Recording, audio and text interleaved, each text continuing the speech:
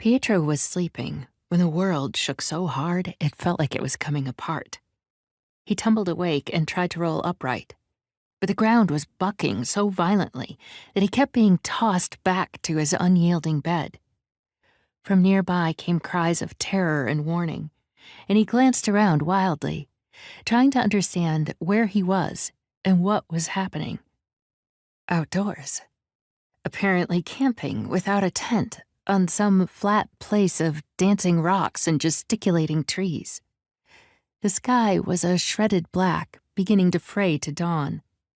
In the faint light, Pietro could see dozens of other travelers trying to rise from their own temporary beds, shouting in confusion and alarm. As he stared, still trying to orient himself, a large tree ripped from the ground with a mighty crack and slammed onto a scrabbling mound of colorful blankets. Fresh shrieks filled the air with piercing urgency. Someone was hurt. Maybe several someones. Have to help, Pietro thought, and tried again to push himself to his feet. But another tremor rolled beneath him, and he fell back to his blankets with so much force that he briefly could not think or feel. All around him were more shouts, sounds of rock hitting rock, another great crack and agonizing thump as an even taller tree came down. "The bridge!" someone was shouting, and then dozens of people were shouting. "The bridge! The bridge! It's breaking!" Pietro shut his eyes tight as his memory returned in one breathless swirl. The bridge.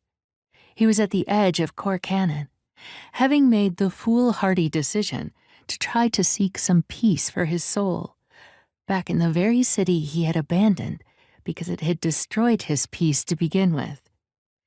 He had arrived last evening at dusk, just as the gatekeepers were shutting down the bridge that connected Corcannon to the rest of the continent. No one was allowed to make the journey across that canyon without full benefit of the sun. Not since a whole caravan had driven off the side 15 years ago, plunging so far and so fast that no one on either bank had been able to hear their screams. 4 bridges served the city at widely spaced intervals, and all of them closed at sunset.